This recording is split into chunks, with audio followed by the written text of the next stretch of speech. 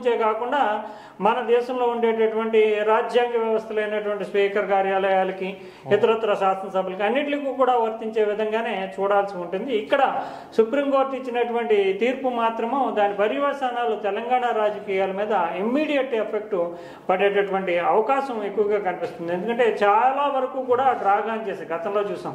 YS Rajasekhara Reddy టైంలో స్పీకర్గా సురేష్ రెడ్డి ఉన్నప్పుడు కొంతమంది అంటే టీఆర్ఎస్ నుంచి కొంతమంది వచ్చారు, ఇతర పార్టీల నుంచి కొంతమంది వచ్చినప్పుడు చివరి కాలం వరకు కూడా వాళ్ళ గడువు ముగిసే వరకు కూడా 5 ఏళ్ల పాటు వేచి చూసినటువంటి ఘట్టాలు. తర్వాత బీఆర్ఎస్ అధికారులకు టీఆర్ఎస్ పరిపాలనలోకి వచ్చిన తర్వాత కూడా కొన్ని పక్షాలనే విలీనం చేసుకుంటూ పార్టీ ఫిరాయింపుల నిరోధక చట్టం నుంచి చాలా తెలివైనటువంటి ఎత్తుగళ్లతోటి తెలుగుదేశం కావచ్చు, కాంగ్రెస్ కావచ్చు వాళ్ళ సభ్యులందరినీ చేర్చుకున్నారు.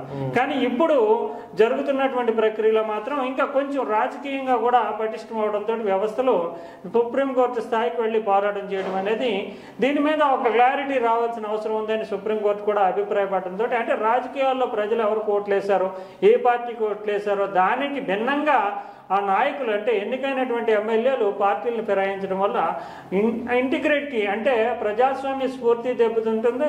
ప్రజలు ఇచ్చినటువంటి తీర్పుకి భిన్నంగా వ్యవహరించడం వల్ల ప్రతిపక్షాలు బలహీనమవుతున్నటువంటి పరిస్థితి ఉంది. అందువల్ల ఈ తీర్పుని చాలా కీలకమైనటువంటి ఘట్టంగా చూడాలి. అదే సందర్భంలో స్పీకర్ల కార్యాలయాలు ఓవరాల్గా ఏవైతే విచక్షణాధికారాలని అనుభవిస్తున్నారో వాళ్ళందరికీ కూడా ఒక గట్టి హెచ్చరికగానే మనం భావించాల్సి ఉంటుంది. అంటే ఎందుకు సుప్రీంకోర్టు ఇంత ఘాటన వ్యాఖ్యలు చేసి న్యూ ఇయర్ ఎక్కడ జరుపుకుంటారో తెలుసుకోండి అని ఎందుకు సుప్రీం ఇంత ఆగ్రహం వ్యక్తం చేయాల్సిన అవసరం వచ్చింది? ఇప్పుడు ఇంతకుముందు ప్రతిసారి కూడా ఎప్పుడు ఇట్లా జరిగినట్టయితే చూడలేదు నేనైతే. ఈసారి ఎందుకు ఇలాంటి జరిగిందంటారు? అంటే సాధారణంగా ఏం జరిగిందంటే ఈ సుప్రీంకోర్టు స్థాయికి వెళ్ళేటప్పటికే ఇప్పటికే మనం చూసాం కదా, ఈ సంవత్సరంన్నర పట్టింది. అంటే ఈ మొత్తం అంతా కూడా ప్రక్రియ మొదట్లోనే వీళ్ళు ఎమ్మెల్యేలు ఎవరైతే ఉన్నారో 10 మంది ఉల్లంఘించిన తర్వాత అధికార పార్టీతోటి అంటగోగుతున్న తర్వాత హైకోర్టులో కొంత పోరాటం జరిగింది. హైకోర్టు ఇచ్చినటువంటి సింగిల్ జడ్జి తీర్పు మీద మళ్ళీ డివిజన్ బెంచ్కి వెళ్ళారు. డివిజన్ బెంచ్లో మళ్ళీ వెసులుబాటు తెచ్చుకున్నారు. వెసులుబాటు తెచ్చుకున్న తర్వాత మళ్ళీ ఇంకా తప్పదనుకుంటూ బీఆర్ఎస్ కేటీఆర్ వర్కింగ్ ప్రెసిడెంట్ కానీ పాడి కౌశిక్ రెడ్డి కానీ వీళ్ళంతా కూడా సుప్రీంకోర్టు స్థాయికి వెళితే డివిజన్ బెంచ్ మీద హైకోర్టు డివిజన్ బెంచ్ ఇచ్చినటువంటి వెసులుబాటు ఎవరి అధికార పార్టీకి ఉందో దాని నుంచి పూర్తి స్థాయి పోరాటం చేయాలని లీగల్గా సుప్రీంకోర్టును ఆశ్రయించాం. సుప్రీంకోర్టు ఇప్పుడు దీని మీద విచారణ జరపడమే కాకుండా జూలై 31న తీర్పు ఇచ్చింది. ఏమనంటే 3 నెలల్లోపు అంటే స్పీకర్కి వీళ్ళకి ఉండేటటువంటి న్యాయస్థానానికి ఉండేటటువంటి ఒక సెన్సిబుల్ పాయింట్ ఏంటంటే రెండు కూడా రాజ్యాంగ వ్యవస్థలు. అంటే సాధారణంగా మనకి కాన్స్టిట్యూషన్లో చూస్తే కనుక 3 వ్యవస్థలు కనిపిస్తాయి. ఏది ఒకటి లెజిస్లేచర్ అంటే చట్టసభలకి అధిపతిగా స్పీకర్లు అంటే అటు లోక్సభ స్పీకర్ కావచ్చు, ఇటు ఈయన మన అసెంబ్లీ స్పీకర్ కావచ్చు, వాళ్ళు ఉంటారు. తర్వాత ఎగ్జిక్యూటివ్ లోకి వచ్చేటప్పటికి ప్రభుత్వాలు ఉంటాయి.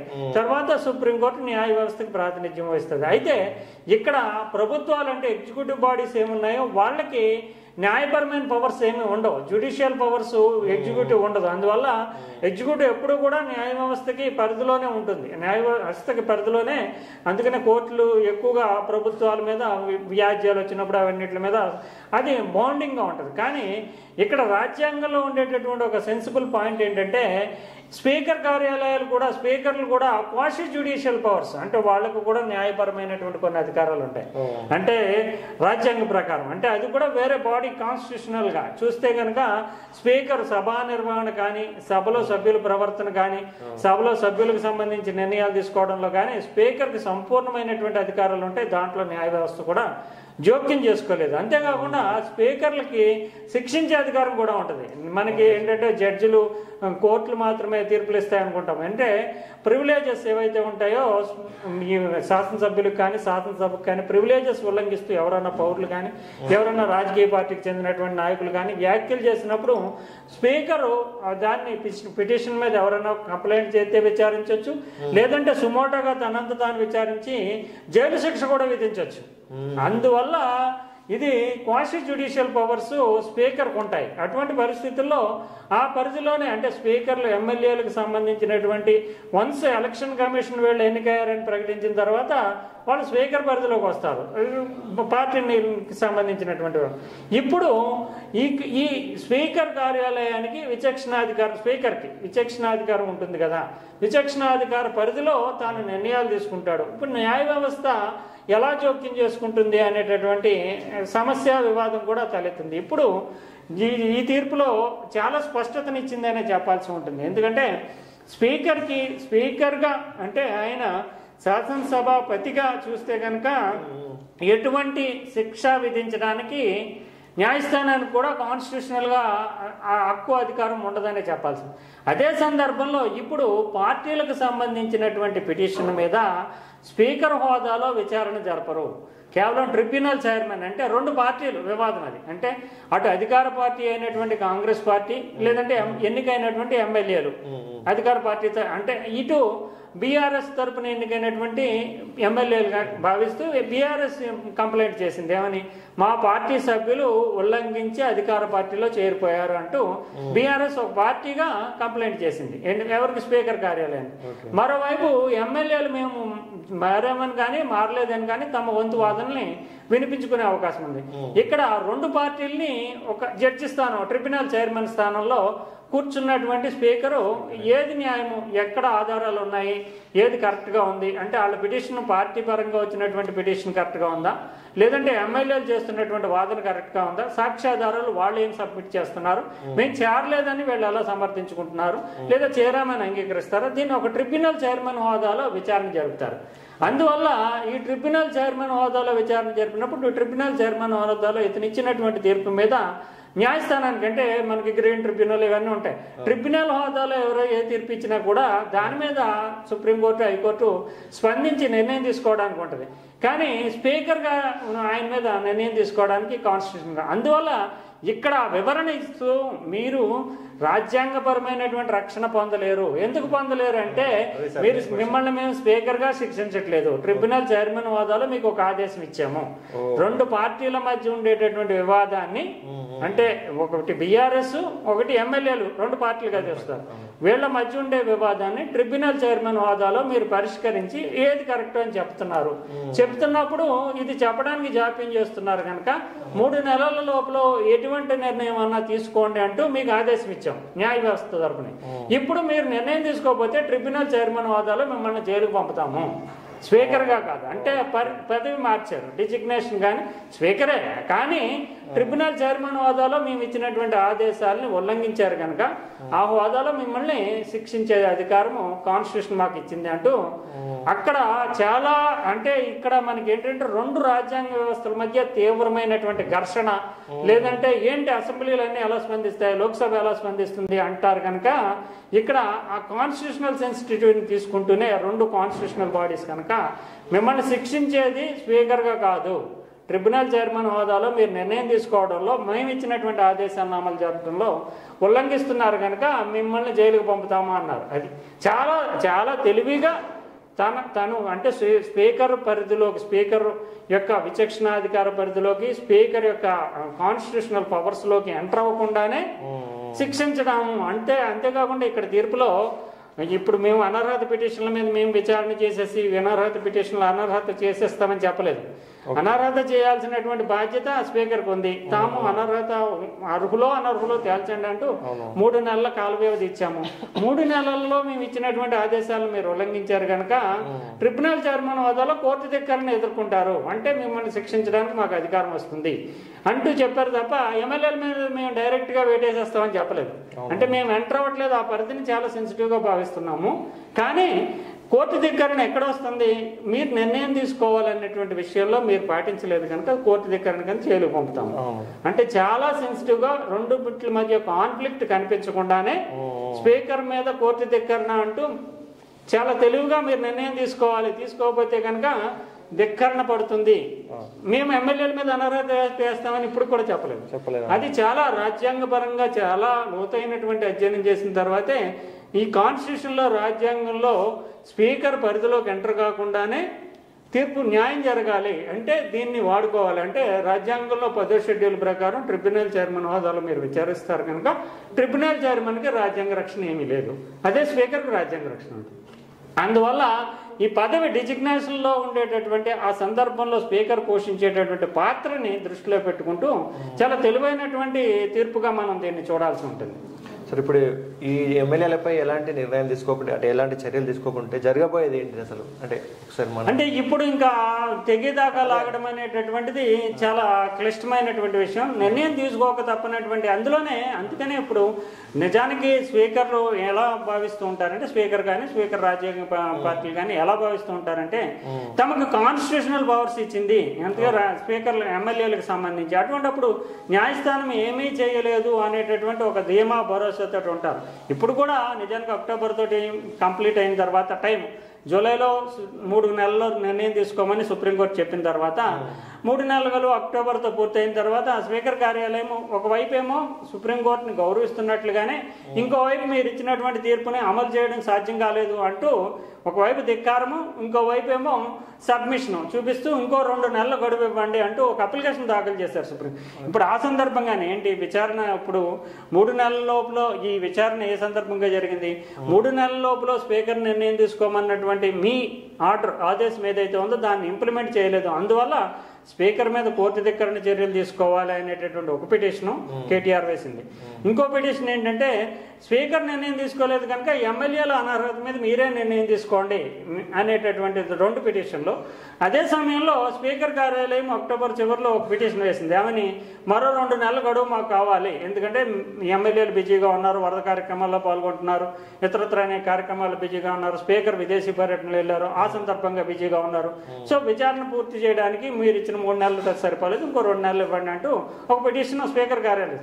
ఈ 3 పిటిషన్లు అంటే అనర్హత వేటు వేయాలనే, మీరే నేరుగా వేయాలన్నటువంటి కేటీఆర్ పిటిషను, స్పీకర్ మీద కోర్టు ధిక్కరణ చర్యలు తీసుకోవాలనేటటువంటి కేటీఆర్ పిటిషను, స్పీకర్ కార్యాలయం కార్యదర్శి జారీ అప్లికేషన్ పెట్టినటువంటి ఇంకో పిటిషన్ ఏంటి, ఇంకో 2 నెలల గడువు. ఈ మూడింటిని కలిపి విచారిస్తూ ప్రధానమైనటువంటి ఇష్యూ మీద దృష్టి పెట్టారు. కోర్టు ధిక్కరణ అనేటటువంటి ఇష్యూ మీద దృష్టి పెడుతూ స్పీకర్ని హెచ్చరిస్తూ, అదే సమయంలో మిగిలిన ఎమ్మెల్యేల అనర్హత విషయం అనేటటువంటిది సబ్మిషన్, అంటే దానికి సంబంధించి నిర్ణయం తీసుకోకపోతే వస్తుంది అనేది. అందువల్ల అనర్హత పిటిషన్ మీద తీసుకుంటామని కానీ, లేదంటే ఇంకా గడువు పెంచుతామని కానీ ఏమీ చెప్పకుండానే, ఒక రకంగా చెప్పాలంటే స్పీకర్కి ఖచ్చితంగా నిర్ణయం తీసుకోక తప్పదు. 4 వారాలు అంటే వారం రోజులు ఎన్నికట్ట ప్రచారం జరిగింది, కానీ 4 వారాలు అనేది కూడా ఏదంటే ఈ పిటిషన్ల మీద తదుపరి విచారణ, 3 పిటిషన్లు విచారణకు వచ్చినాయి. 3 పిటిషన్ల మీద ప్రతివాదులకి సమాధానాల కోసం దాఖలు చేస్తారు. ఏదంటే ఒకవైపు ఏమో స్పీకర్కి కేటీఆర్ పిటిషన్ల మీద స్పీకర్ సమాధానాలు చెప్పమని నోటీసులు ఇస్తారు, ఇంకోవైపు ఏమో స్పీకర్ 2 నెలల గడువు ఏమన్న దాని మీద పిటిషనర్లు ఎవరైతే ఉన్నారో కేటీఆర్ అండ్ పార్టీ వాళ్ళకి నోటీసులు ఇస్తారు. దీన్ని విచారణ 4 వారాల తర్వాత మళ్ళీ వీళ్ళ సమాధానాల మీద వాదనలు ఉంటాయి. అందువల్ల 4 వారాలు అనేది మరోసారి విచారణకు సంబంధించి ఈ పిటిషన్ల మీద 3 పిటిషన్ల మీద విచారణకు సంబంధించి నిర్దేశించినటువంటి గడువు. ఈ 4 వారాల తర్వాత విచారణ కూర్చునే సమయం లోపు ఒకవేళ స్పీకర్ నిర్ణయం తీసుకుంటే దాన్ని మళ్ళీ సబ్మిట్ చేస్తారు కనుక విషయం తేలిపోతుంది, క్లారిటీ వచ్చేది. అప్పుడు ఒకవేళ అనర్హత అనేటటువంటిది కొంతమంది మీద వేసి కొంతమంది మీద వేయకపోయినా, లేదంటే అసలు ఏమీ ఆధారాలు లేవు, అనర్హత అక్కర్లేదన్నా, అప్పుడు న్యాయస్థానం ట్రిబ్యునల్ చైర్మన్ హోదాలో స్పీకర్ తీసుకున్నటువంటి నిర్ణయమే తానంతట తాను నేరుగా విచారణ చేపట్టడానికి అవకాశం ఉంటుంది. సరే, ఇప్పుడు ట్రిబ్యునల్ చైర్మన్గా స్పీకర్ని ట్రిబ్యునల్ చైర్మన్గా శిక్షించే అవకాశం ఉందన్నారు కదా, ఇంతకుముందుకు ఎలాంటి ఎప్పుడైనా జరిగిందా ఎక్కడైనా? అంటే సాధారణంగా ఇంతవరకు లాగరు, ఎందుకంటే నేరుగా దానికి సంబంధించినటువంటి రాజకీయ ప్రక్రియలో భాగంగా చేరటము ఇటువంటివన్నీ ఉంటాయి. కానీ స్పీకర్ విచక్షణకే సాధారణ పరిస్థితుల్లో వదిలేస్తారు. గతం వరకు కూడా ఇదే సంఘటనలో, ఇప్పుడు గతంలో చాలా సందర్భాల్లో పిటిషన్లు పడినాయి. మన తెలంగాణలోనే చూస్తే, తెలంగాణ అంటే ఉమ్మడి ఆంధ్రప్రదేశ్లో సురేష్ రెడ్డికి సంబంధించి కానీ, తర్వాత కాలంలో చూస్తే కనుక బీఆర్ఎస్ టైంలో కానీ ఇలాంటి పిటిషన్లు పడినాయి. ఇతర రాష్ట్రాల్లో కూడా కొన్ని పిటిషన్లు పడినాయి. కానీ స్పీకర్ కోర్టు ధిక్కరణ కింద చర్యలు తీసుకుంటాము, లేదంటే మిమ్మల్ని జైలు ఎక్కడ ఉండాలో తెలుసుకోండి అనేటటువంటి స్థాయి ఎందుకు వచ్చిందంటే, ఇప్పుడు ప్రెజర్ అంటే పర్సుయేషన్ అనేటటువంటిది రాజకీయ పార్టీలు దీనికి ఎక్కడో చోట గండిపోవడం, అంటే ఇక్కడ స్వస్తి చెప్పాలి అనేటటువంటి ఒక ప్రక్రియలోకి వెళ్ళడము. అంతేకాకుండా ఈ రాజ్యాంగ ఫిరాయింపుల నిరోధక చట్టం అంటే పార్టీ ఫిరాయింపుల నిరోధక చట్టం మీద క్లారిటీ ఇవ్వాలంటూ సుప్రీంకోర్టులు, హైకోర్టులు చాలా కాలం నుంచి మదన పడుతున్నాయి. ఎందుకంటే రాజ్యాంగంలో చెప్పినటువంటి స్ఫూర్తిని, ఈ వెసులుబాటుని వినియోగించుకుంటూ స్పీకర్కి నిర్ణీత సమయం పెట్టకుండా విచక్షణ మేరకు తగినంత సమయంలో లేదంటే సకాలంలో ఇలాంటి పదాలు వాడటం వల్ల స్పీకర్కి తన పరిధిలోకి టైం వచ్చేసింది. తన పరిధిలోకి వచ్చినప్పుడు నిజానికి స్పీకర్లు అనేటటువంటి వాళ్ళు ఒక రాజకీయ పార్టీ తరఫున ఎన్నికవుతారు, తర్వాత స్పీకర్ అవుతారు. గతంలో సంప్రదాయం ఏముండేది, స్పీకర్గా ఎన్నికైన తర్వాత ఆ పార్టీకి రాజీనామా చేసేవారు గతంలో. ఎందుకంటే తాము పార్టీ సభ్యులు కాదు, మొత్తం అన్నింటికి అంటే ఆ శాసనసభలో ఎన్ని పార్టీలు ఉంటాయో అన్ని పార్టీల శాసనసభ్యులకి తాము అధిపతిగా ఉంటాం కనుక, సభాపతిగా ఉంటాం కనుక అందరికీ న్యాయం చేయాలి, రాజ్యాంగాన్ని అనుసరించి పనిచేయాలి కనుక రాజకీయ పార్టీ నుంచి రాజీనామా చేసేవారు. ఇప్పుడు ఆ ప్రక్రియ అనేది పోయింది. రాజకీయ పార్టీకి అనుకూలంగా, రాజకీయ పార్టీ పరిస్థితులకు అనుకూలంగా, ఎందుకంటే తమ భవిష్యత్ రాజకీయానికి మళ్ళీ ఆ పార్టీ ప్రధానం కనుక స్పీకర్లు కూడా రాజకీయ ప్రక్రియలో భాగం అయిపోయారు. రాజ్యాంగ ప్రక్రియలో చేపట్టాల్సినటువంటి స్పీకర్లు రాజకీయాల్లో పావుగా ఉపయోగపడుతున్నారు. ఆ సందర్భంలోనే సుప్రీంకోర్టు ఇప్పుడు వీళ్ళు రాజకీయాల్లో భాగమైపోతున్నారు శాసనసభాపతులు కూడా. అందువల్ల ఖచ్చితంగా ఎక్కడో చోట ఫుల్ స్టాప్ పెట్టాలి. ఫుల్ స్టాప్ పెట్టాలంటే చర్యలు తీసుకోక తప్పదు అనేటటువంటి ఒక సందేశం ఇవ్వాలి అనేటటువంటిది దీంట్లో కనిపిస్తుంది. ఇది కేవలం అందుకనే ఈ సుప్రీంకోర్టు స్థాయిలో నిర్ణయం, చీఫ్ జస్టిస్ ఆధ్వర్యంలో జరుగుతున్నటువంటి బెంచ్ కాబట్టి ఖచ్చితంగా ఈ నిర్ణయం యొక్క పరిణామాలు, పర్యవసానాలు అనేవి మిగిలినటువంటి శాసనసభలకి, లోక్సభకి కూడా వర్తిస్తాయి. అందువల్లనే దీన్ని మనం ఇంత సీరియస్ ఇష్యూగా, అంత సమాజం తెలుసుకోవాల్సినటువంటి అంశంగా భావించడానికి అదొక ప్రధానమైనటువంటి కారణం. రాజకీయాల్లో ఏది చేసినా చెల్లుబాటు అవుతుంది అనేటటువంటి దానికి ఫుల్ స్టాప్ పెట్టడానికి గాను సుప్రీంకోర్టు చాలా కాన్స్టిట్యూషన్ పూర్తి స్థాయిలో అధ్యయనం చేసి స్టడీ చేసిన తర్వాతే ఈ రెండు వ్యవస్థల మధ్య కాన్ఫ్లిక్ట్ రాకుండా చాలా తెలివిగా పదాలు వాడుతూనే స్పీకర్ని హెచ్చరించారు. ఓకే ఓకే సార్, ఇక్కడ చూస్తే 1993-94 నాటి ఫిరాయింపు ఎమ్మెల్యేల కేసులో మణిపూర్ స్పీకర్పై నిప్పులు జరిగిన సుప్రీం అని ఉంది. అంటే ఇది మణిపూర్ కేసు, మణిపూర్ అప్పుడు ఆ ఇష్యూతో ఎందుకు లింకప్ చేస్తున్నారు సార్ దీన్ని? ఇప్పుడు అంటే మనకి పత్రికలు, మీడియాలో వాళ్ళ కోణంలో ఇప్పుడు అన్ని రాజకీయ పార్టీలుగా అన్ని పత్రికలు ఉంటాయి. ఈ రాజకీయ పార్టీలుగా అనుసంధానంగా పనిచేసేటటువంటి పత్రికలు ఏంటంటే చిన్న సందర్భంలో వ్యాఖ్యానాన్ని కూడా తీసుకుంటూ దాని మీద ప్లేరప్ చేస్తూ ఇస్తారు. కానీ నిజానికి ఇప్పుడు ఈ కేసుకు సంబంధించి చూస్తే కనుక పాత కేసులు, సుప్రీంకోర్టు ఎప్పుడు కూడా రీసెంట్ జడ్జిమెంట్స్ అనేటటువంటి రీసెంట్ వ్యాఖ్యానాలు, వీటికి సంబంధించి పాత కేసులు చాలా ఉంటాయి. కోర్టులు చాలా తీర్పులు ఇచ్చి ఉంటాయి. ఆ తీర్పులను కూడా కొట్టేస్తూ ఉంటాయి ఒకసారి సుప్రీంకోర్టు. అందువల్ల ఆ పాత కేసులన్నింటినీ కూడా ఎందుకంటే తమ వాదనకి మద్దతుగా, తమ రాజకీయ పార్టీకి వాదనకు మద్దతుగా తీసుకుంటారు తప్ప దాని మీదకి సంబంధించి అన్నటువంటి ఒక సీరియస్ కామెంట్ అయితే సీరియస్గా అంటే పరిశీలనలోకి తీసుకోవాల్సినటువంటి స్థాయిలో కానీ, జడ్జిమెంట్ స్థాయిలో కానీ ఉండదు. ఎందుకంటే ఆయా రాజకీయ పార్టీలకు అనుసంధానంగా పనిచేసే పత్రికలు ఆ సందర్భాన్ని వినియోగించుకుంటూ పొలిటికల్గా మైలేజ్ పొందడానికి ఇలాంటి వార్తలు వస్తూ ఉంటాయి. కానీ సాధారణ పరిస్థితుల్లో చూస్తే కనుక ఇప్పుడు ఉన్నటువంటి జడ్జిమెంట్, రీసెంట్ విచారణకు సంబంధించి మాత్రము చాలా సీరియస్గా తీసుకోవాలి. ఇది ఫర్దర్ ఫాలో అవుతూ ఉంటుంది. మళ్ళీ మరోసారి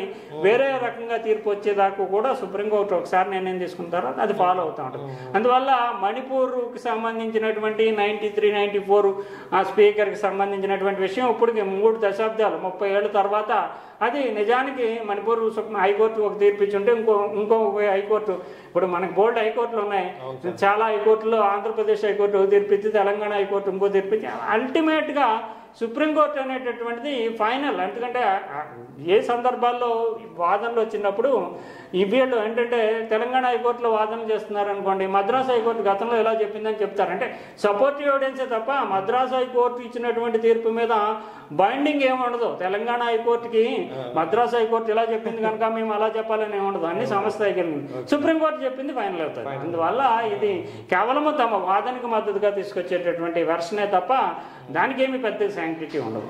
సరే, ఇప్పుడు ఇక్కడ కేసు వేసింది ఈ అంశాన్ని లేవనెత్తింది బీఆర్ఎస్. ఇప్పుడు బీఆర్ఎస్ ఈ విషయంలో సక్సీడ్ అయినట్టు ఎట్లా చూస్తుంది బీఆర్ఎస్ ఈ పార్టీ ఫిరాయింపులకు సంబంధించి? బీఆర్ఎస్ అడ్డుకట్ట వేయగలిగింది. అంటే బీఆర్ఎస్ కూడా కొన్ని విషయాలు, కొన్ని పరిమితులు ఉంటాయి. ఎందుకంటే కాంగ్రెస్ పార్టీ రాజకీయంగా మనం ఆలోచిస్తే కనుక కాంగ్రెస్ పార్టీ వ్యూహం ఏంటి, 2/3 ఆఫ్ బీఆర్ఎస్ ఎమ్మెల్యేని చేర్చేసుకుంటే కనుక బీఆర్ఎస్ విలీనమైంది అనేటటువంటి తీర్మానాన్ని పెట్టుకుని మొత్తం బీఆర్ఎస్ అనేటటువంటి దాన్ని అసెంబ్లీలో కనిపించకుండా, అధికార పక్షం ప్రతిపక్షంగా కనిపించకుండా చేయాలనేటటువంటి ఒక వ్యూహంతో ఎమ్మెల్యేని చేర్చుకోవడం అనేటటువంటిది మొదలుపెట్టింది. మొదలుపెట్టిన తర్వాత దీని యొక్క ప్రమాదము, తర్వాత రాజకీయంగా దాని పర్యవసానాలు, పార్టీ మీద పడేటటువంటి ఎఫెక్ట్, దీన్ని అన్ని గమనించిన తర్వాతే బీఆర్ఎస్ చాలా సీరియస్ లీగల్ పోరాటానికి బ్యాటిల్కి తెరతీసింది. తెరతీయడంతో ఏం జరిగిందంటే ఇది కొంచెం సీరియస్ ఇష్యూ అవడం. సింగిల్ జడ్జి బెంచ్ అయితే హైకోర్టులో 4 వారాలే, నెలలో నిర్ణయం తీసుకోవాలనుకోవడం. మళ్ళీ కాంగ్రెస్ పార్టీ ప్రభుత్వం అప్రమత్తమై మళ్ళీ కొంచెం డివిజన్ బెంచ్లో దాన్ని వీటో చేయించుకోవడం, ఇదంతా జరిగింది. కానీ బీఆర్ఎస్ సకాలంలో మేల్కొని దీని పర్యవసానాలు తీవ్రంగా ఉంటాయంటూ తమ ఎమ్మెల్యేలు కొంతమంది అటు ఇటు గోడ మీద పిల్లిలాగా చూసేటటువంటి వాళ్ళు ఉంటారు. వాళ్ళందరికీ కూడా స్పష్టమైనటువంటి సీరియస్ హెచ్చరిక జారీ చేయడం వల్ల వరదలాగా ఎమ్మెల్యేలంతా కూడా వెళ్లకుండా మాత్రం ఆపుకోగలిగారు.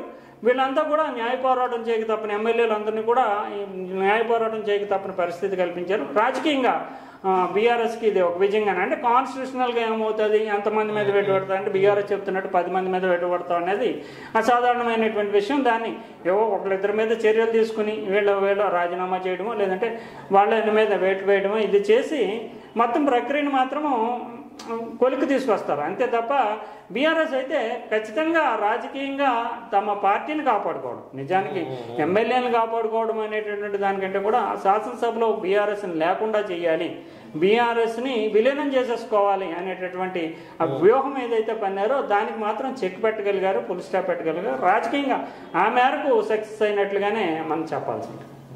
అంటే కాంగ్రెస్ ఇప్పుడు బీఆర్ఎస్ సక్సెస్ అయినట్టు కాంగ్రెస్ ఈ విషయాన్ని ఎట్లా చూడవచ్చు ఈ అంశం? కాంగ్రెస్ పార్టీ ఏంటంటే గతంలో జరిగినటువంటి ఉదంతాలు, గతంలో ఉండేటటువంటి వెసులుబాటు, స్పీకర్లు ఏంది అంటే పార్టీలు ఎవలా మాట్లాడినా మారినా కూడా చెల్లుబాటు అవుతుంది అనేటటువంటి ఉద్దేశంతో రాజకీయంగా పైచేయి సాధించడానికి, ప్రతిపక్షం వాయిస్ అనేటటువంటిది వినిపించకుండా చేయడానికి ఈ రాజకీయ ఎత్తుగడలో భాగంగానే ఎమ్మెల్యేని చేర్చుకోవడము, ఇదంతా బలోపేతం చేసుకోవడానికి శాసనసభ పక్షాన్ని కానీ నియోజకవర్గాల్లో కానీ బలోపేతం చేసుకోవడానికి ఒక వ్యూహాత్మకమైనటువంటి పొలిటికల్ స్టెప్ ఇది. ఇప్పుడు ఏమి నైతిక విలువలు ఇవన్నీ మనం మాట్లాడేటటువంటి టైం కాదు. ఎందుకంటే గతంలో అన్ని పార్టీలు అదే చేసినాయి. అటు చంద్రబాబు నాయుడు 2014-19లో ఉన్నప్పుడు వైఎస్ఆర్సీపీ వాళ్ళని చేర్చేసుకున్నారు. ఇక్కడ బీఆర్ఎస్ కాంగ్రెస్ వాళ్ళని, తెలుగుదేశం వాళ్ళని, తలసాని శ్రీనివాస్ యాదవ్ వంటి వాళ్ళకి మంత్రి పదవి. అందువల్ల నైతిక విలువలు అనేటటువంటి దాని మీద ఏ పార్టీకి కూడా పవర్స్ ఏం లేవు. ఎందుకంటే నైతిక విలువలు అనేది చెప్తారు కానీ నిజానికి రాజకీయ అవకాశాలు, ఆపర్చునిటీస్ మాత్రమే చూసుకుంటూ ఉంటారు. అయితే ఇప్పుడు వచ్చిన సమయానికి వచ్చేటప్పటికి ఏం జరిగిందంటే ఇది గండిపడిపోతుంది, ఇది ముందుకెళ్ళకూడదు అనేటటువంటి బీఆర్ఎస్ని చేర్చుకోవడం వల్ల కాంగ్రెస్ పార్టీకి వచ్చేటటువంటి అడ్వాంటేజ్ ఏంటంటే కొన్ని నియోజకవర్గాల్లో బలహీనంగా ఉన్న చోట్ల బలపడడం అనేది ఒకటి. తర్వాత భవిష్యత్తులో రాజకీయంగా బలహీనపడిపోయింది అనేటటువంటి భావాన్ని ప్రజల్లో పంపడానికి కూడా ఇది ఉపయోగపడుతుందని భావించింది. కానీ వీళ్ళు లీగల్ పోరాటం అనేటటువంటిది ఒక సీరియస్ వెపన్గా మొదలు పెట్టడము, చివరిదాకా తీసుకెళ్లడము, ఇది ఒక సాధారణమైన. అయితే గతంలో మరి ఈ స్థాయిలో ఎందుకు జరగలేదంటే గతంలో తెలుగుదేశం నుంచి ఎమ్మెల్యేలు చేర్చుకున్నప్పుడు కానీ, కాంగ్రెస్ నుంచి ఎమ్మెల్యేలు చేర్చుకున్నప్పుడు కానీ బీఆర్ఎస్ లేదా టీఆర్ఎస్ అప్పుడు ఉన్నటువంటి పరిస్థితుల్లో బలమైనటువంటి శక్తిగా రాష్ట్రం అంతా అస్తిత్వవాద పార్టీగా ఉండడంతో వాళ్ళు వరదలో వచ్చి జారిపోయినా కూడా ప్రజల నుంచి కానీ ఇతరత్ర కానీ తిరుగుబాటు కానీ లేదంటే పెద్ద ఎత్తున తెలుగుదేశం రాజకీయ పోరాటం చేయడానికి కానీ అవకాశం ఏర్పడలేదు. ఎందుకంటే ఎప్పుడు ఎలక్షన్ అయిపోయిన తర్వాత తెలుగుదేశం పార్టీ ఇతరత్ర కాంగ్రెస్ పార్టీ అనేవి బలహీనపడిన తర్వాత ఇంకా న్యాయ పోరాటం చేసినా ప్రధానమైనటువంటిది ఏమి ఉండదు. కానీ అప్పుడు బీఆర్ఎస్కి ఉండేటటువంటి బలం ఏంటంటే ప్రజల్లో చాలా బలమైనటువంటి మద్దతు, అస్తిత్వవాద పార్టీగా. ఇప్పుడు ఇంకా మన ఎమ్మెల్యే వేరే పార్టీలో చేరుతుంది, నష్టమేముంది, తెలంగాణ ప్రభుత్వం ఉంది కదా, టీఆర్ఎస్ ఉంది కదా అధికారంలో, అది ఒక సపోర్టివ్గా పనిచేసింది. ఇప్పుడు కాంగ్రెస్ పార్టీకి వచ్చినటువంటి డిసడ్వాంటేజ్ ఏంటంటే పొలిటికల్గా ప్రధానంగా కాంగ్రెస్ పార్టీకి ఎంత బలం ఉందో క్షేత్రంలో స్థాయిలో బీఆర్ఎస్ కూడా అదే స్థాయిలో బలం ఉంది. నిజానికి 37% ఓట్లు వీళ్ళకి వస్తే 38.5%, 1.5% తేడాతో వచ్చింది. అన్ని చోట్ల కూడా ధీటుగా ఎదుర్కొనేటటువంటి పరిస్థితి ఉంది. అందువల్ల ఇప్పుడు గతంలో టీఆర్ఎస్ ప్రయోగించినటువంటి అంటే బంగారు తెలంగాణకి అందరూ కలిసి రావాలనేటటువంటి నినాదం కాంగ్రెస్కి లేదు. అందువల్ల వీళ్ళు ఎమ్మెల్యేలు చేరినప్పుడు ఏమి చెప్పుకోవాలి ప్రజలకి? వాదన లేదు. అంతే. కాంగ్రెస్ నుంచి తెలుగుదేశం నుంచి అప్పుడు వచ్చినప్పుడు మన కొత్త తెలంగాణ రాష్ట్రము మనమేమో నిర్మించుకుంటున్నాము, దీనికి అందరూ కూడా కలిసి రావాలి. ఇంకా అంటే ప్రజలు కూడా ఒక రకంగా చెప్పాలంటే అధికార పార్టీలో ఉంటే మన ఎమ్మెల్యేలు పని అవుతుంది కదా అని. ఇప్పుడు బీఆర్ఎస్ వర్సెస్ కాంగ్రెస్ అనేది బలమైనటువంటి పక్షాలుగా ఉన్నాయి రెండు కూడా. గతంలో లాగా సైకలాజికల్గా వీక్నెస్ లేదు. అటువంటి పరిస్థితుల్లో ఇప్పుడు బీఆర్ఎస్ను మొత్తంగా తీసేసుకోవడం అనేటటువంటి ప్రయత్నానికి తగినంత పాజిటివ్ స్పందన రావట్లేదు. అంతేకాకుండా 10 మంది ఎమ్మెల్యేల తర్వాత ఆ ప్రక్రియ ఆగిపోవడానికి ప్రధాన కారణం ఏంటంటే పబ్లిక్ నుంచి నెగిటివ్ వస్తుంది, పబ్లిక్లో తిరుగుబడతారు, బీఆర్ఎస్ పోరాటం చేస్తుంది. వీటన్నిటినీ ఎదుర్కోవడం అనేది అంత సులభమైనటువంటిది కాదు. అందువల్ల ఆ రాజకీయ ప్రక్రియకి బ్రేక్ పడడానికి ప్రధాన కారణం ఏంటంటే బీఆర్ఎస్ కూడా బలంగా ఉండడం. వీళ్ళు పోరాటం చేశారు కాబట్టి ఎమ్మెల్యేల 10 మంది అయితే పార్టీ ఫిరాయింపులు చేసినట్లు తెలిసిందే. లేకుంటే ఈ పోరాటం జరగకుండా ఇంకా ఎక్కువ మంది కూడా ఖచ్చితంగా. ఎందుకంటే ఆపేసి అంటే న్యాయ పోరాటం కానీ ఎటువంటి చర్యలు తీసుకోవడం కానీ ఆపేసి ఉంటే కనుక ఖచ్చితంగా వరదలా వెళ్ళిపోతారు. ఎందుకంటే అధికార పార్టీ ఇప్పుడు ఉన్నటువంటి పరిస్థితుల్లో ఎమ్మెల్యేలు అంటే ఆ నియోజకవర్గాలకు రాజులుగా భావిస్తూ ఉంటారు. ఇప్పుడు ఎమ్మెల్యేలు ఉంటే ఆ పనులు కాంట్రాక్టులు కావచ్చు, ఇతరత్ర పనులు కావచ్చు, ఎస్ఎల్ ట్రాన్స్ఫర్లు కావచ్చు, ఎంఆర్ఓలు అంటే అందరిది అధికార యంత్రాంగం మొత్తం కూడా ఇప్పుడు ఎలా వ్యవస్థ మారిందంటే ఒక చిన్న సామంత రాజ్యం. ఎమ్మెల్యే అక్కడ పరిపాలన, అక్కడ ఏం జరిగినా సరే ఎవరు ట్రాన్స్ఫర్ కావాలన్నా ఆయనే, ఏ అభివృద్ధి అయినా ఆయనే. మద్యం షాపుల నుంచి అన్ని కూడా సిండికేట్లకి ఎమ్మెల్యే నాయకత్వం వహించడం ఇదంతా వచ్చింది. అంటే కోట్ల రూపాయల సంపాదన కావచ్చు, లేదా ఇన్ఫ్లుయెన్స్ కావచ్చు, పరపతి అంతా. ఎమ్మెల్యే ఒకవేళ ప్రతిపక్షానికి చెందినటువంటి ఎమ్మెల్యే అయితే డమ్మీ కింద అంటే మళ్ళీ అధికార పార్టీ నుంచి ఒక పార్టీ ఇన్ఛార్జిని వేస్తారు వాళ్ళు. కాంగ్రెస్ పార్టీ అయితే కాంగ్రెస్, బీఆర్ఎస్ ఇన్ఛార్జిని వేసిన తర్వాత ఈ ఎమ్మెల్యేలు ఏవైతే పనులు నిర్వహిస్తుంటారో అధికార పార్టీలో ఆ ఇన్ఛార్జీలకి ఆ పవర్స్ ఇచ్చేస్తూ ఉంటారు. అంటే అన్అఫిషియల్గా ఇచ్చేయడం వల్ల అక్కడ ట్రాన్స్ఫర్లు కానీ, అక్కడ పార్టీ వ్యవహారాలు కానీ, అక్కడ నిర్మాణాలు, కాంట్రాక్టులు కానీ అన్నీ ఇన్ఛార్జ్ నేతృత్వంలో జరుగుతూ ఉంటాయి. ఎమ్మెల్యే డమ్మీగా మిగిలిపోతాడు.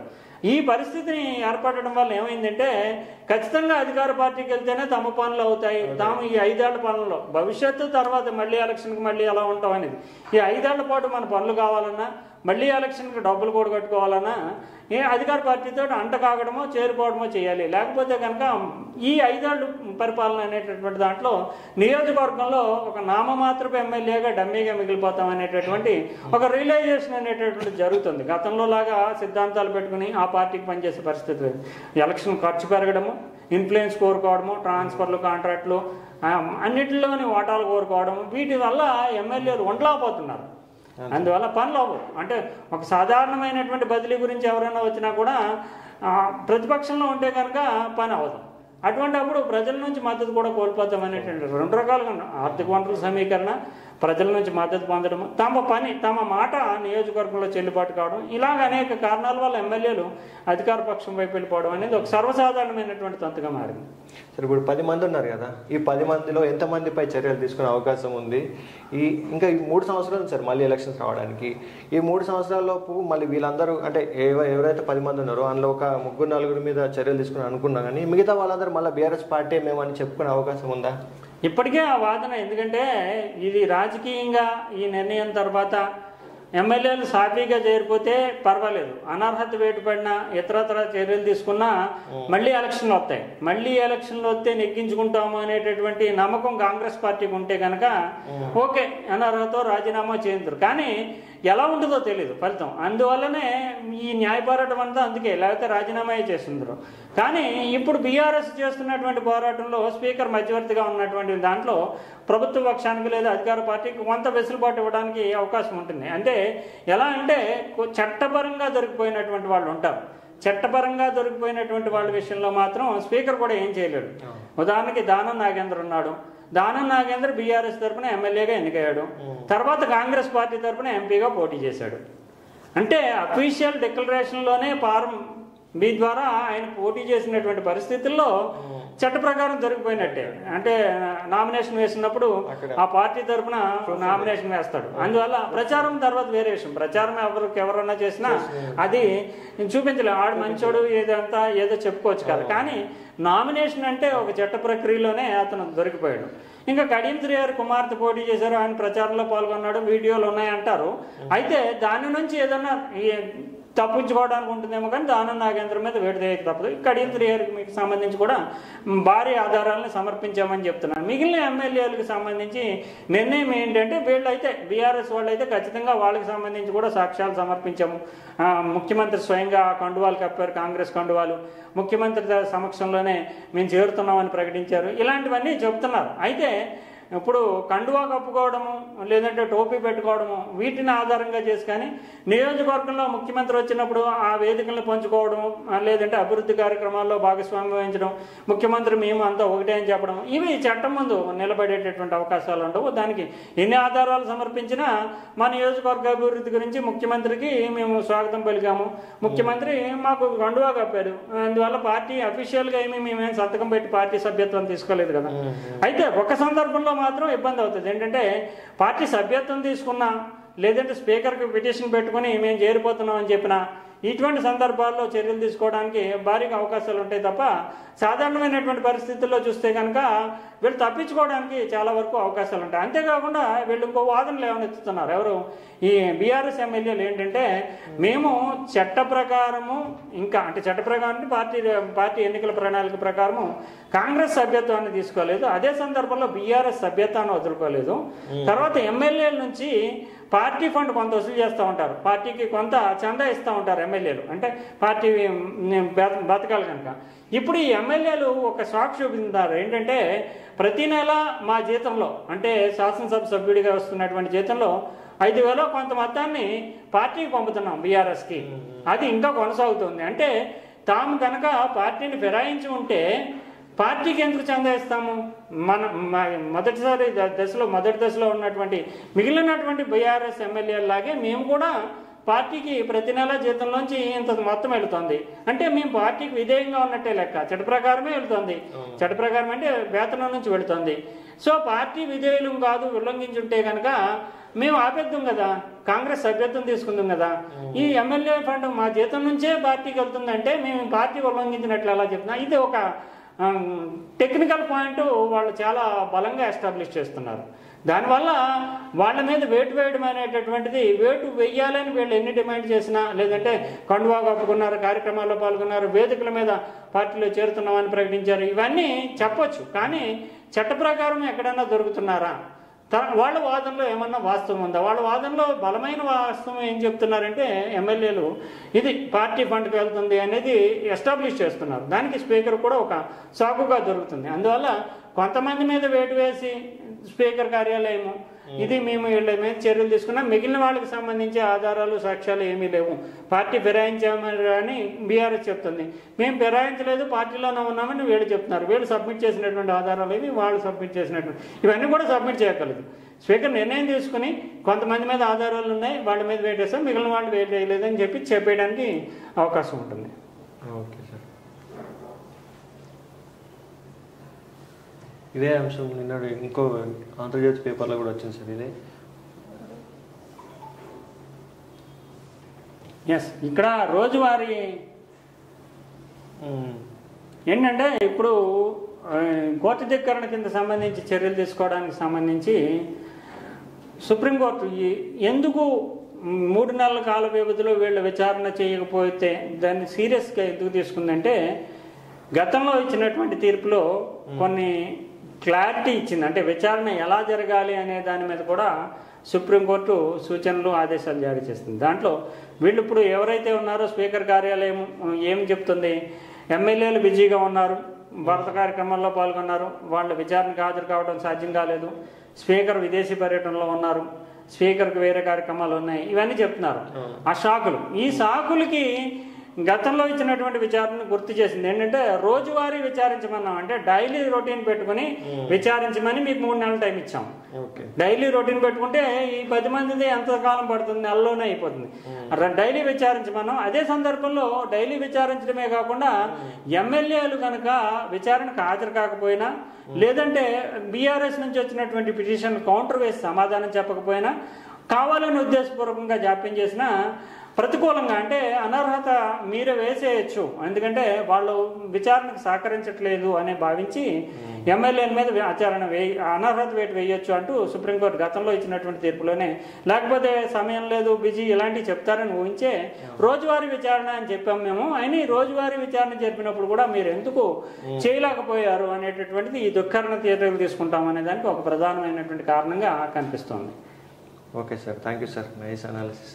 ఇది ఈరోజు పార్టీ ఫిరాయింపులపై సాయిరాం సార్ ఇచ్చిన అనాలిసిస్. Thank you.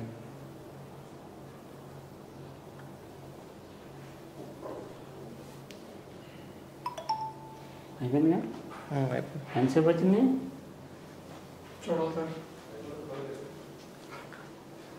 ఓకే, ఇంకా అడగవచ్చు క్వశ్చన్లు.